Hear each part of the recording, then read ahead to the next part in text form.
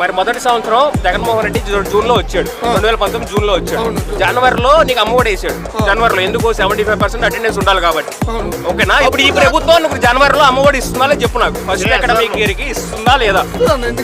యాడిచ్చారు? అసలు బడ్జెట్ లో పెట్టారు, నీకు చూపిట్టు. బడ్జెట్ లో పెట్టారా చూపిట్టు. మరి పెట్టకుండా ఎట్టిస్తారని చెప్తాను. ఫీజు రియంబర్స్మెంట్ మాట్లాడారా? ఏం మాట్లాడారు ఈ ప్రభుత్వం?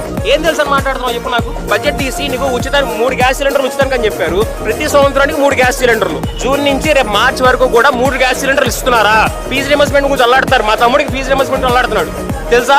రైతులకు ఇన్పుట్ సబ్సిడీ ఏది? రైతు భరోసా 20,000 అన్నారు. బడ్జెట్ లో చూపించారా? 10,000 కోట్లు అవుతుంది, 1000 కోట్లు చూపించారు.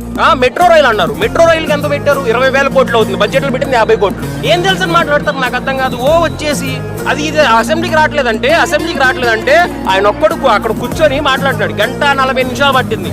అసెంబ్లీలో రావట్లేదు కదా. ఇక్కడ మీడియా గురించి మాట్లాడిన క్వశ్చన్స్ ఆన్సర్ చెప్పమను.